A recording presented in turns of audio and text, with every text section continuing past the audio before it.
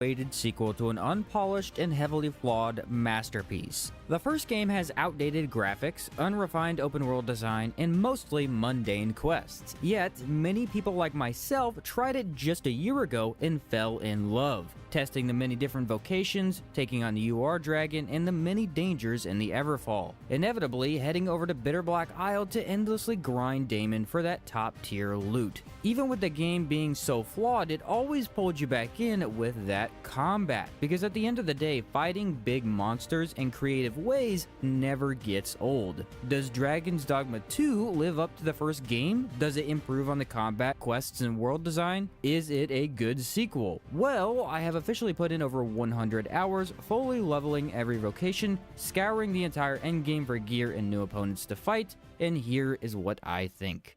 Let's start off with the most important aspect of any video game, the gameplay. And to sum it up simply, you're going to be fighting large monsters. The entire idea of this game is to start you off with nothing but rags, and somehow you make something of yourself, ending up with shiny armor and the most powerful weapons in the world. On your journey, you solve quests for both regular old people of the town and commanders of the Royal Guard. You'll level up with pretty much every action, so it's going to be easier to take on the next foe each time you meet them. With unique mechanics such as climbing monsters, making bridges out of monsters, freezing enemies, throwing pawns, and creating a team of 4 unique classes that can take on anything. You can choose from a selection of vocations of classes, and each changes up your playstyle by a lot. You've got Thief with fast and agile daggers, you have Warrior with the big bonk brain that staggers things easily, then you've got the OP Magic with Sorcerer, and insane support with a Mage. You can choose to play as all of these throughout even a single playthrough, so you can just have fun trying things out and seeing what fits for you.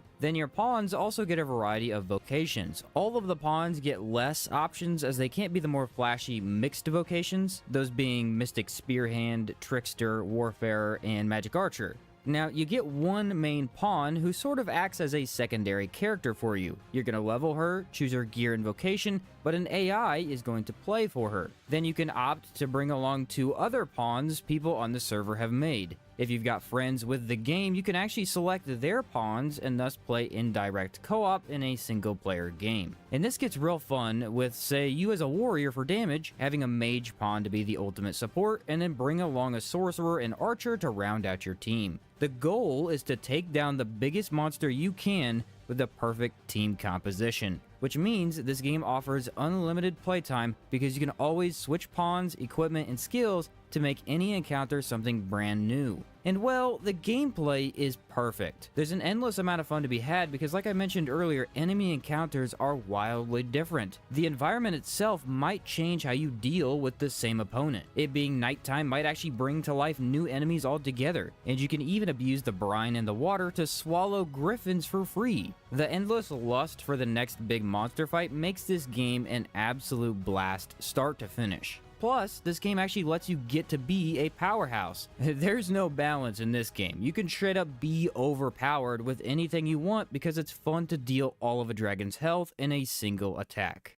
So the vocations are your classes that you're going to choose from. These have been heavily toned down from the first game, but still have their own individual flair to them. None of the classes have 2 weapons this time around. Before, you had Strider with a bow and daggers, or Mystic Knight with a magic shield and mace. Now each class gets 1 weapon besides Fighter, which is sword and board, but even then the shield's less of a weapon now. Archer feels like a real archer now. You can't use daggers anymore and instead rely on long-range attacks. When things get too close to you, kick up into the air and move out so your pawns can cover you. Fighter is the look at me class. Since he can reliably avoid damage through blocks, you want to keep enemy attention and stay alive. But this doesn't mean he can't deal damage, because several of his moves stop attacks with 0 effort or allow for constant stagger over a long period. Mage has been greatly improved in this sequel, as it is one of the best support classes in a video game ever. They gave it a way to cure debilitation, free healing for the team at any time, access to all the elements for your team in the form of boons, a massive dome that grants infinite stamina to everyone, and even a speed boost. You could get away with not running a mage in the first game pretty easily, but in this one it feels required to have a mage pawn because they offer so much. Still not much of a class you're going to want to play as the Arisen, since it is mainly support.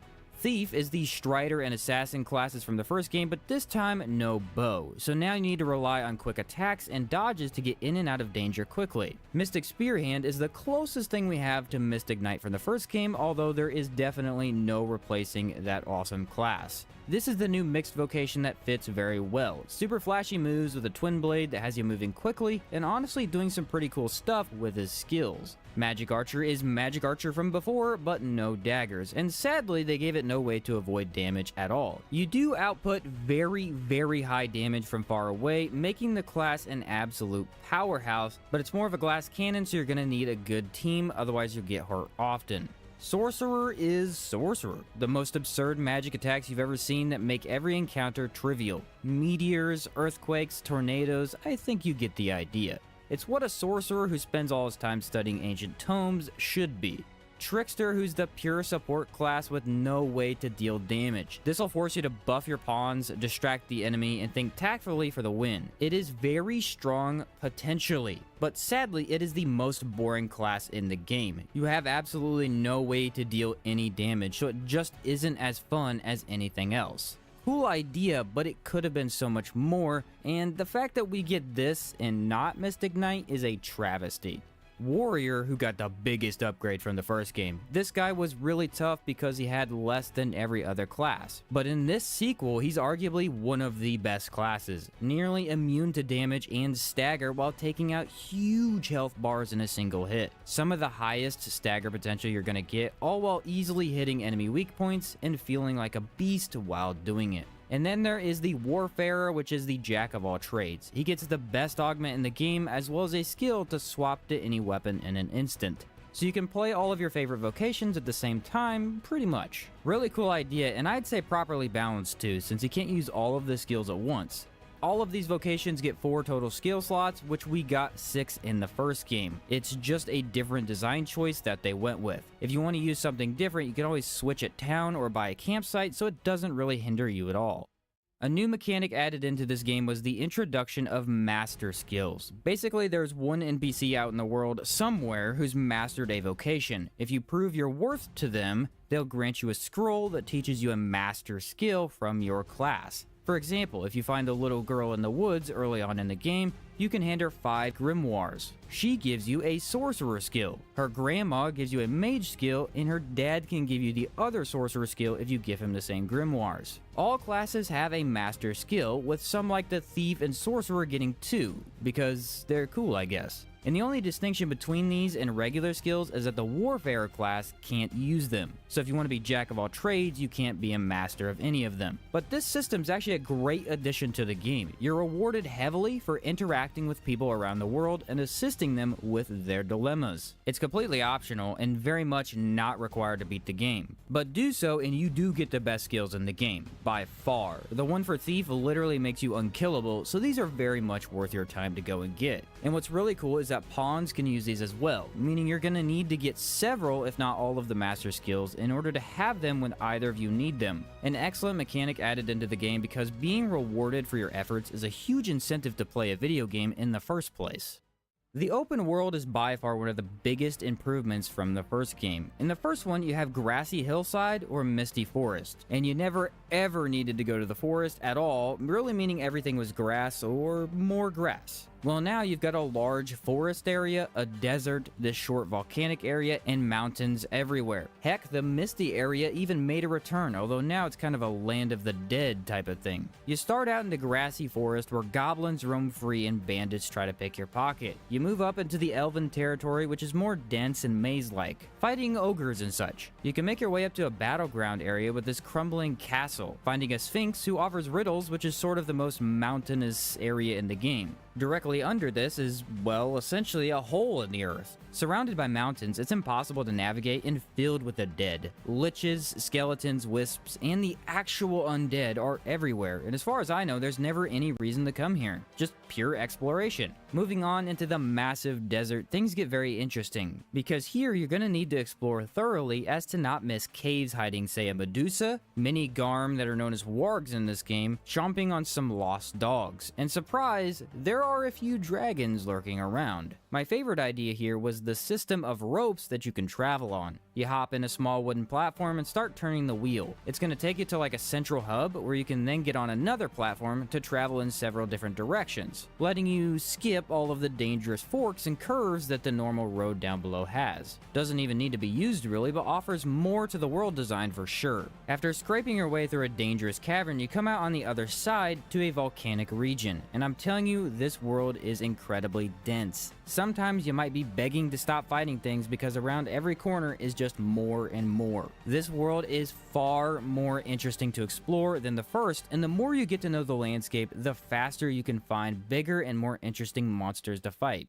Enemy variety has been bashed a bit with this game, as people seem to think there are only about 5 total enemy types, which you do fight the same enemies a lot, so it's not perfect by any means. But it'd be a lie to say that enemy variety isn't good. There are so many different things to fight. Griffins, in fact, are much more prevalent as you have 1 per region, and you can even get into their nests, which makes for cool moments. Goblins, bandits, saurians, cyclopses, and minotaurs roam around the first area. In the desert, we see wargs, Medusa, chimeras, different harpies, poison and lightning saurians. Then in the volcanic area, you've got these hobgoblins, lava saurians, succubi, and lava slimes. There are, of course, dragons, or more accurately, drakes, in different locations all over the map. You fight headless horsemen during the night, but wait, there's even more. In the endgame, the entire world changes. Gore chimera come out to play, more dangerous dragons appear, purple ghasts everywhere, and the undead skeletons, liches, and zombies scour the earth. Yes, I'm not going to argue that the enemy variety isn't a bit thin in certain areas, but you play this game fully and you honestly can't tell someone the enemy variety's bad, because there are so many different things to fight, which is the fun part of the game.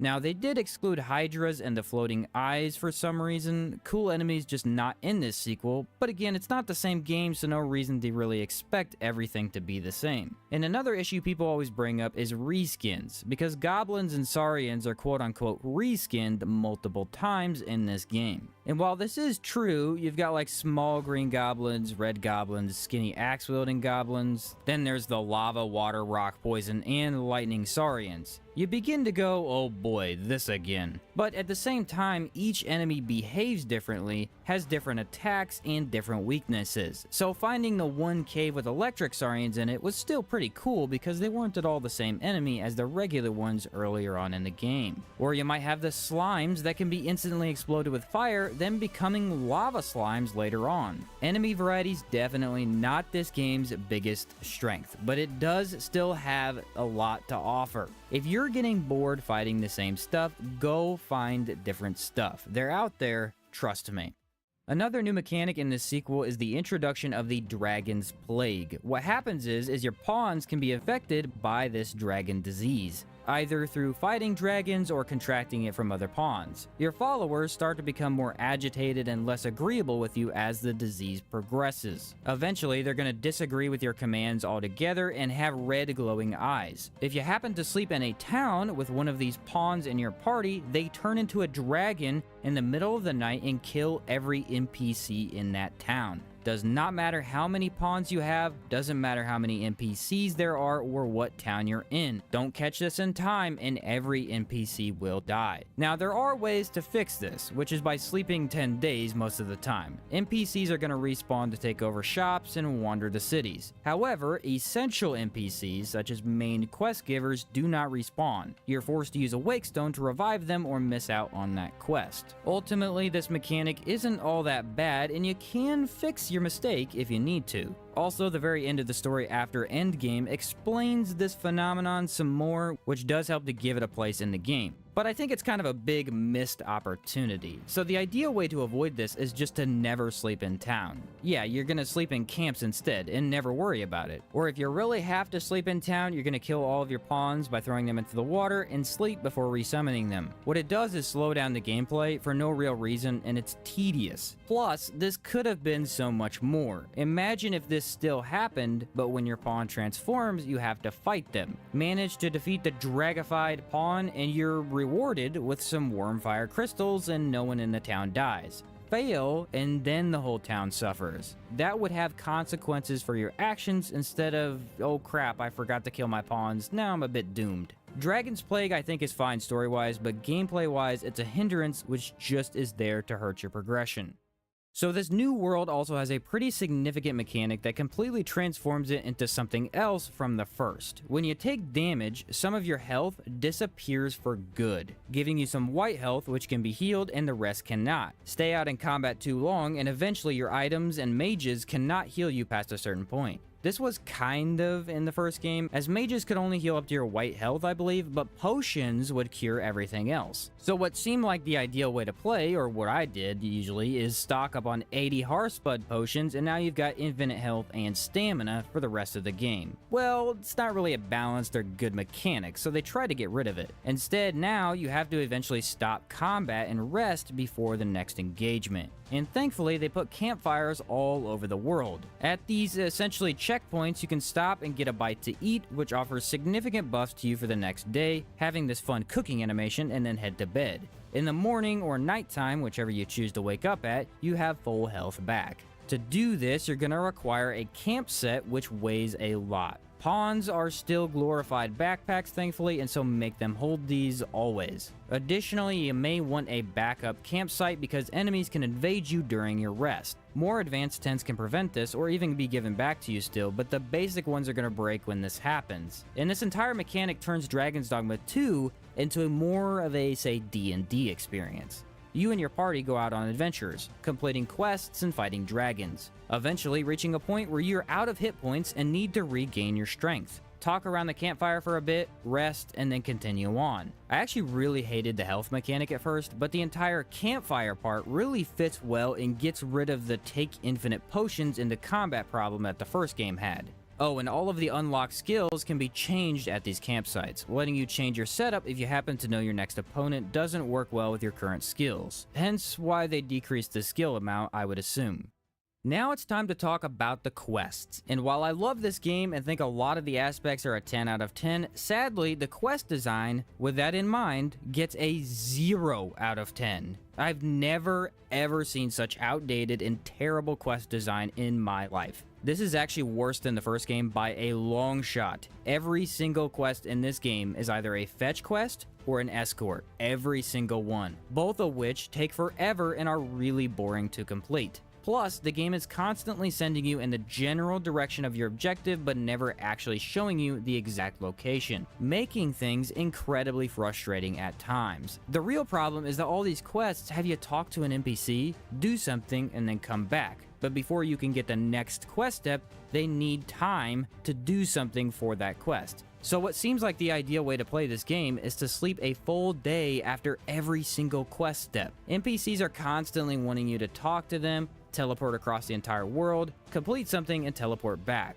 But with the fairy stones working the way they are, you really won't be able to do this, or won't want to, so you can save them for later on. Meaning for quests, you're gonna walk back and forth wasting hours of real-world time, when all they really had to do was give you the next quest step. And don't even get me started on the endgame stuff. The quests over there are 10 times worse than that of the main game. I had to actually go up to the main castle and talk to the prince. The prince then sent me to the bar to talk to the captain. The captain then sent me back to the prince. The prince then sent me to his mom to bring him back to the prince, then sending me down to the stables so I could walk back up to the prince. I had to walk back and forth through a massive city probably 7 times to complete a single quest. No fighting in between and nothing interesting happening. These quests actually get so bad that you're gonna stop caring about the dialogue at all because you're ready to just be fighting stuff again. The master skill quests can be fun, but even those have you travel back and forth a little too much. Now we do get a really cool character known as the Sphinx. This is like a more unique griffin who gives you riddles instead of fighting.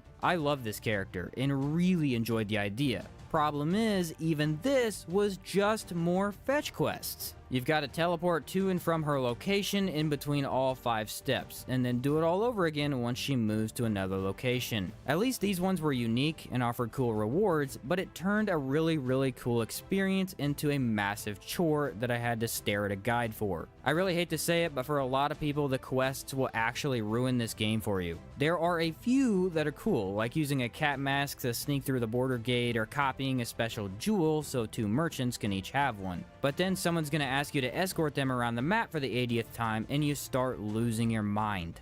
Don't design fetch quests like this. Don't design escort quests ever. Both are just bad in general, and even worse when they're repeated over and over.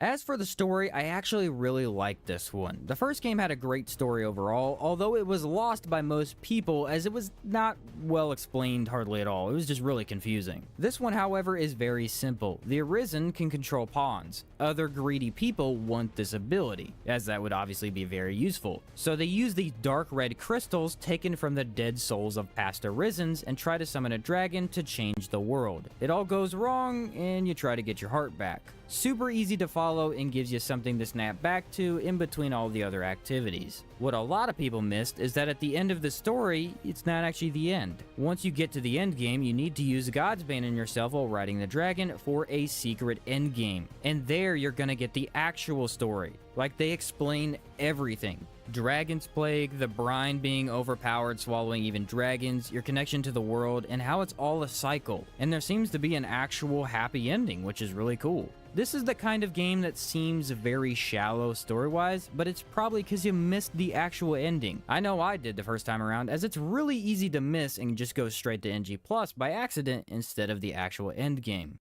Speaking of the end game, I do want to mention that it is amazing. I was actually told by several people that it wasn't worth the time and that I should skip it. Not really sure why they said this, because this is where the most fun can be had. Now, it isn't perfect, and I already mentioned that the bad quest design gets even worse there, but there is so much fighting to be had. All of the spots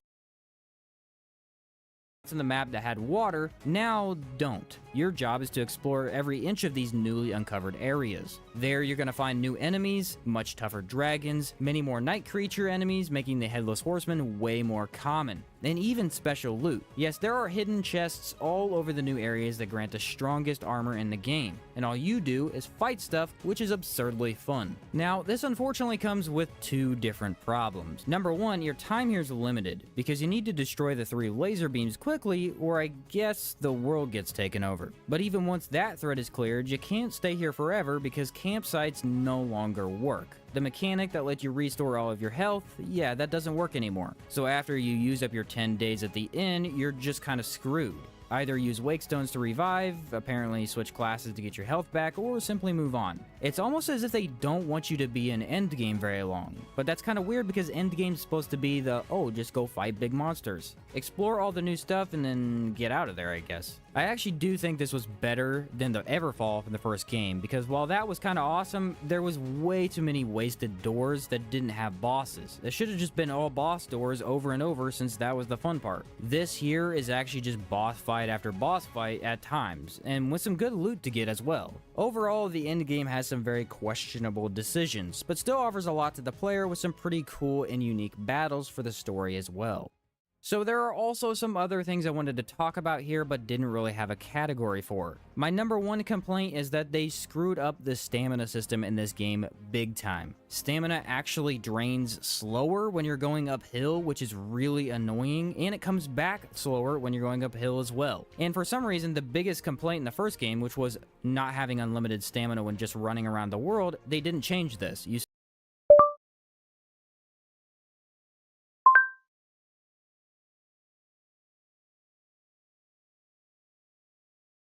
This video aims to provide a basic overview for those looking to start or restart their journey into the world of Black Desert.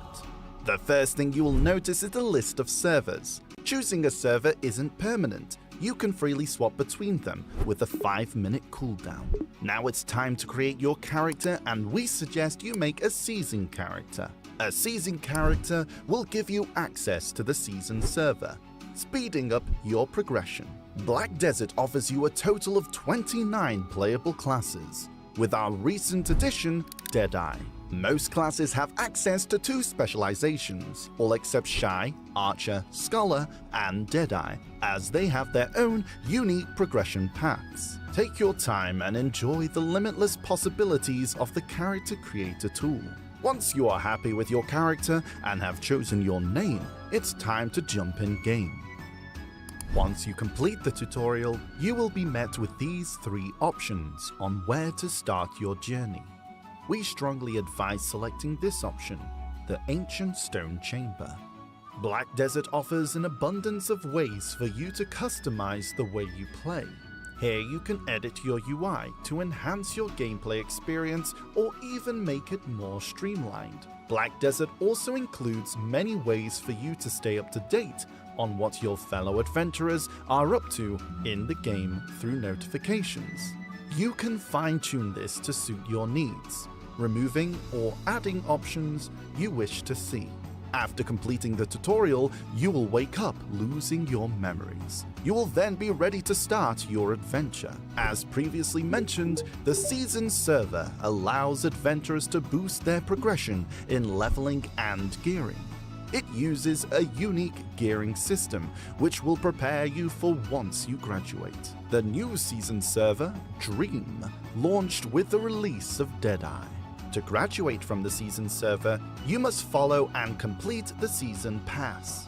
This will guide you through various activities and challenges that Black Desert offers. You will be rewarded with enhancing materials, strengthening your character on your journey. You will go from obtaining Naru gear to enhancing it and then exchanging it for Tuvala gear.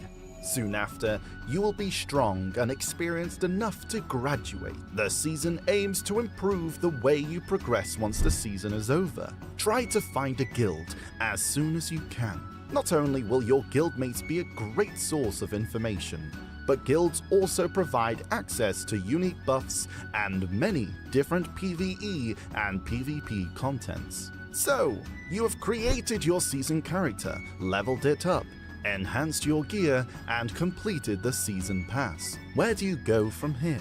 With the new Season Dream, you will obtain 2 items that will help you progress. These items are the Essence of Ascent. These will allow you to exchange a pen to Vala weapon and accessory to Hex, allowing you to enhance it up to deck. At deck, you can exchange the weapon for a pen Blackstar and the accessory for a Tet Charizard of your choice. You will also get a quest to obtain 100 Artanis elements to help craft your infinite potions. Additionally, you will obtain special Mani Stones. Once filled, you will obtain 600 Kaphra Stones per Mani Stone, which should help to progress your gear. Let's take a look at some of the things you can claim to get you on your next step. Open the Challenge tab. Here, you will find rewards from events and challenges from the game. If you have not already claimed your dream and mythical horse with fully trained skills, then it's time to do so. Follow the instructions and choose which horse you like the most. Next up is the Pen and Tet Blackstar weapons. These are top-tier weapons and are a valuable resource for your future upgrades. Our next suggestion is to check out the Magnus and other main story quests.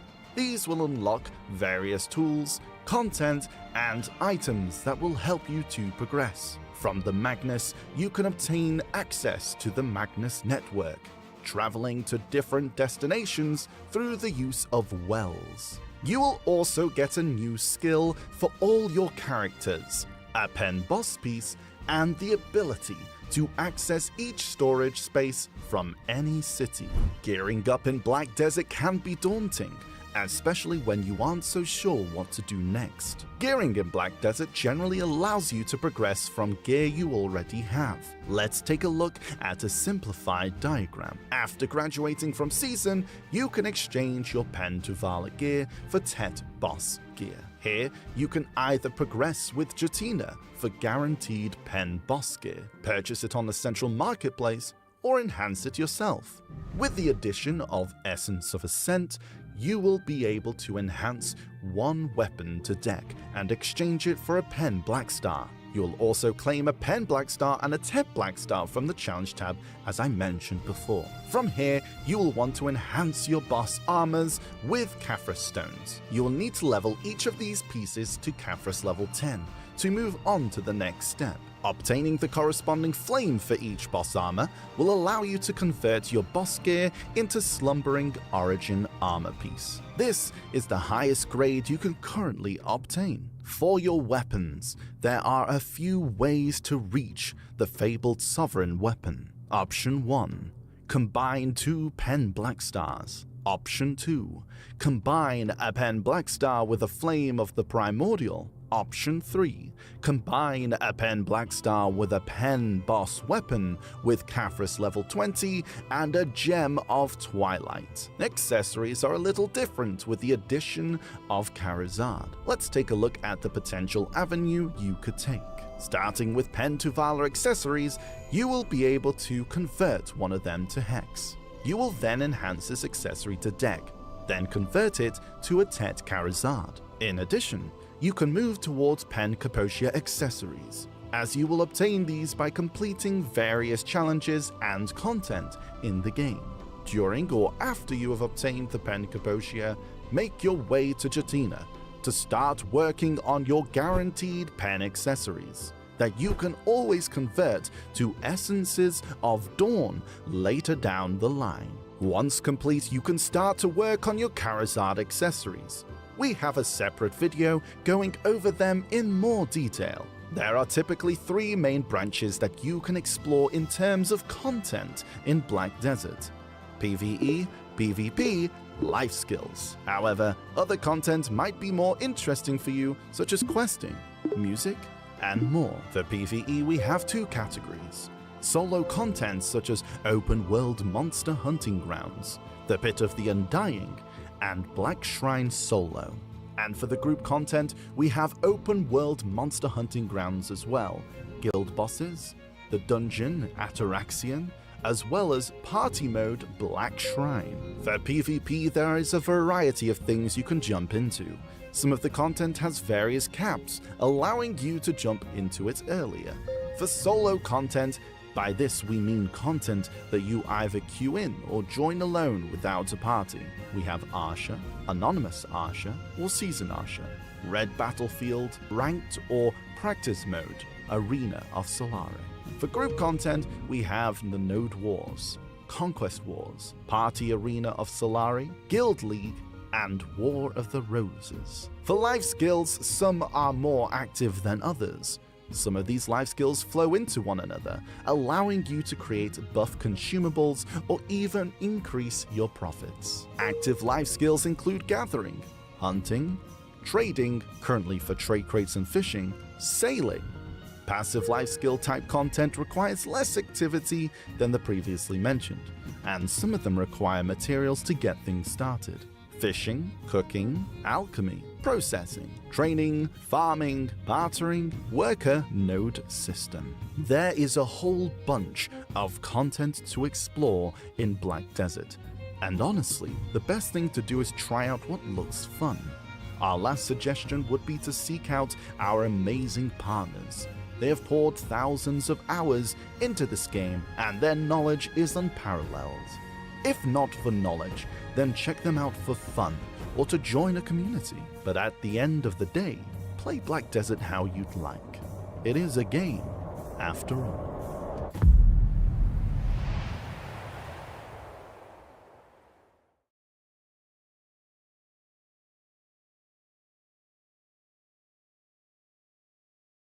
It's been a long time. It's been a while. But we're going to be trying a new game today. A new old game. I originally played Black Desert in 2016. I remember that my day would be ruined if I had to take 30 minutes away from grinding. Do you want to create a new character? Yes. Seasonal character? Yes. Okay, well, we're not going to play a girl. Let's see, we've got her. Let's look at the different characters. Okay, this is another girl character. We don't want to go with that. We're obviously gonna go, by the way, we're gonna go warrior. Like, there's actually, like, we're gonna look at all of them, but we're going warrior, okay? So just keep that in mind. Okay, here we go. Let's look at the other ones. Hash in? What the fuck is that? That's dumb. Sage?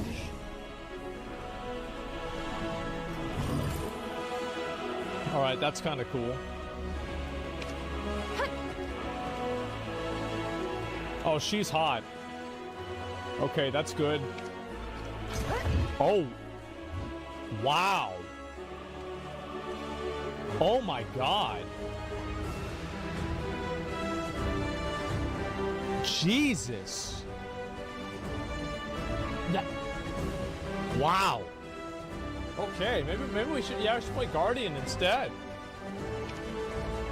Okay, what about this one? Too much armor. Next, Sorceress. Okay, this is, oh wow. Yeah, this is great. Look at that. Really high quality work here. Okay, this is good. Nova, what's this? Alright, not too bad. Not too bad at all. Okay. Corsair. Oh wow. What the fuck? Oh wow. This actually, Jesus. Okay, and then I remember my friend played this character, the big fat guy. Yeah, the big berserker. I thought about playing this, but I think we're gonna go with warrior instead. The tamer? Wait. Oh my god. So shameless. Okay, with a boomerang? What the fuck?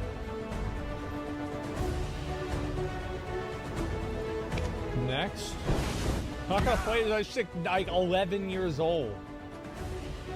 The striker? Oh, this guy looks fucking cool. Oh shit. Alright, Musa. She's like a bow and arrow guy. That's cool. Oh shit. He's got a fucked up eye. Alright, next. Maywa. Alright, great. Look at the movies. Oh, I see it. Okay, they missed it. Jesus. Wow. Okay, looking good. Very good. Next. Okay. Not too bad.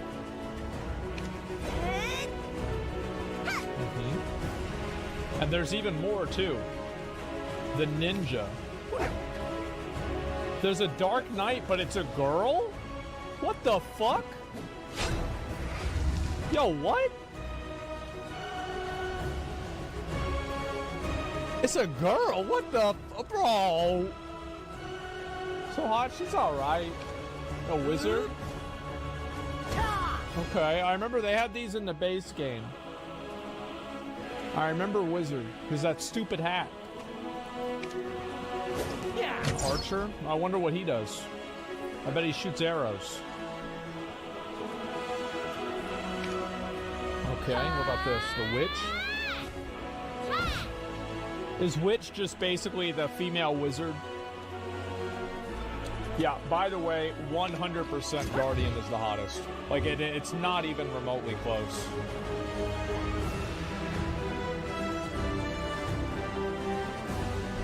Yep, 100%. All right.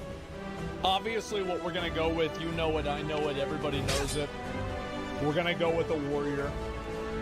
Of course. The reason why is it looks really cool. Whenever I played the game originally, I played it before the Awakenings came out. And I'll admit, I got baited. Yeah, I got baited. Because I had to play with a sword and shield like a pussy-ass bitch. You missed the Guts collab? You can't win them all, right? All right, let's go ahead. It's Awakening. I know that. We're going to get that. Do a poll? Bro, we're not doing a poll. I'm playing a fucking warrior, okay? That's it. It's what's going to happen. All right. Create the character. My horoscope? What the fuck is this? Elephant, key, wagon, sealing stone? Does this matter? I'm gonna go with Black Dragon because it sounds cool. Okay. And weather? Wait, oh, just for different shading. Okay, I understand. Oh, jeez. Okay, I understand now. Customization. Voice? Okay, let's do voice first. Actually, no, we'll do voice last. Okay, hair. All right, what hair do we have? So, hairstyle will be reset. Yes. Okay, this is the one I originally went with. I remember back whenever I played the game. Okay, we're not going to go with that again. Nah, this is like some weird fucking like 2011 shit. We're not going to go with that. Next. Oh, bro, what is this? This is like a Karen haircut? No. That's actually a Karen haircut. Holy fuck. Okay, we don't want that at all. Nah, bro. Okay, next. This one's okay. Yeah, this one's decent enough. It's not awful. Bro, why do they have so many of these? This one's actually kind of good. What about this one here? Oh, I like that. That looks nice. Bald? Like that? No, he's not going to be bald. Okay, this is a fantasy game, all right? No, I don't like it because like it looks artificial. Looks like bad. Okay, next. Ooh. This would be kind of cool if I had a mohawk. It would be kind of cool. Next, what's this? I might go with this. Let's see. Next. I mean, it's almost cool, but it's just not really quite there. Link there. Okay, I see. Oh, I can change it around. Oh, wow. Okay, that's cool. Okay, we've got this one here. And, not a fan of this one. There's presets, I see, yeah. Shape, okay, so you literally just can't change anything if it's bald. Okay, we've got this one here. I kind of like this one, we might go with that. Next. No, I don't think so. I don't think so at all. Next. Nah, bro. Like, nah. Nah, it doesn't look good. Check the beauty album. Let me just do it myself. Okay. So could I make this one like really, really long? No, I can't. Okay. So I'm feeling like this is probably this one or this one. I think that we should go with this one here, but I wish I could make his hair longer. Let me see if I can. Oh, I fucking can't.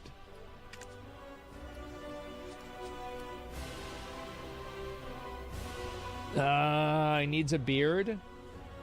Yeah, I think so too. In 64 controller hair, they actually don't have any hair that is receding at all because they know this is a fantasy game and they don't want people to be turned off by it. I mean, this one's okay.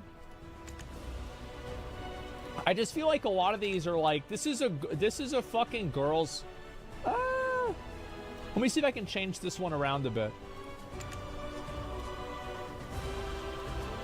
Oh, that actually looks kind of good. Bro, that actually looks good.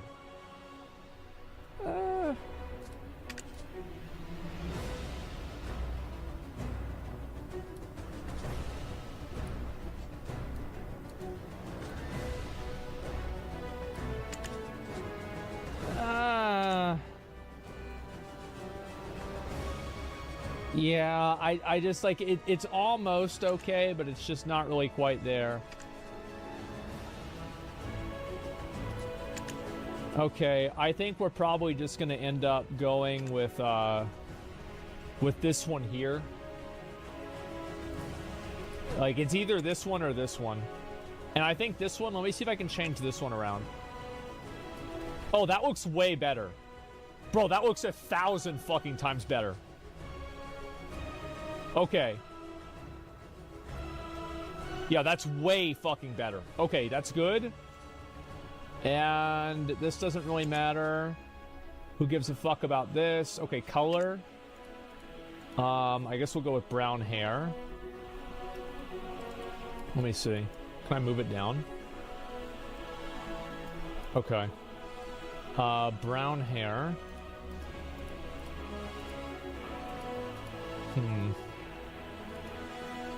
Color palette. Let me see. Where's brown? Brown should be somewhere around here, right?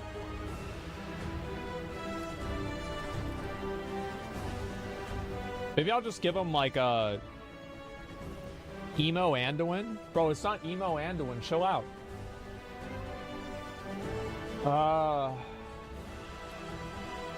I feel like the solid black doesn't. It just doesn't really look that good. I'm just trying to think about like what the best option is. 10% gray. Yeah, I could give him brown hair that's like partially gray. That would look kind of good.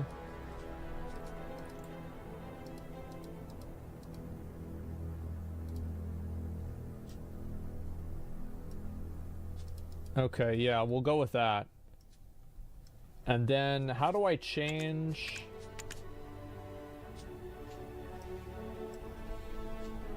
Yeah, change the tips and roots. Where is that? Where's tips and roots? I don't even see it. Oh, I see now. I see.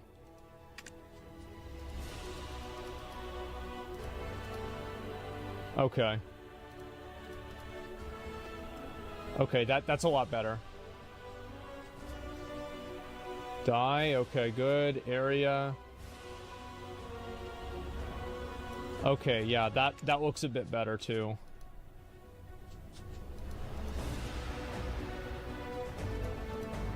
I just want to have it look like a color that like doesn't. Fuck. Right. There we go. There we go. There we go. Nice. Okay, and I guess we'll just go over here. I think there's. It looks. I don't know if I agree with that. There you are. Now that you're shocking your. Now that. Holy fuck! I gotta talk to somebody else. Well, if you'd like that decision to be. Okay. Defeat the. Shift click. Okay. I see. Well, I mean, like in combat, I guess. It's more of a fighting game style combat. Yeah, I don't like that. I like being able to just keybind all of my abilities and just use them like any other MMO. Like that's what I like. And if the game's not like that, then the game's not like that. But like you can. Well, if I can do that, then I'm totally fine. I'm happy. I just don't want to have to like learn like combo for something. I don't want to do that. So many skills at level 1? Yeah, there's a lot.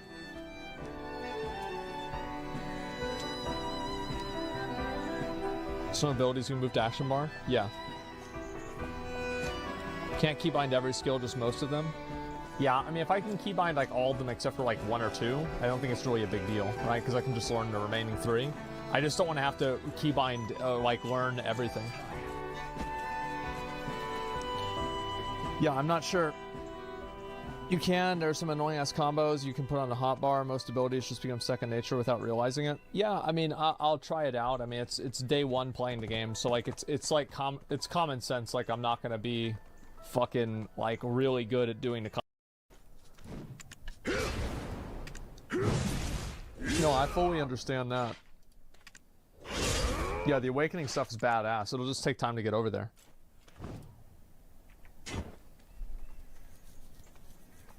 Fear Warrior is not one of the easiest classes, yeah. For sure. Alrighty, gentlemen. I'm going to go ahead and probably go to sleep kind of soon. And then I'll be back on tomorrow. We'll probably play more of this. Tomorrow...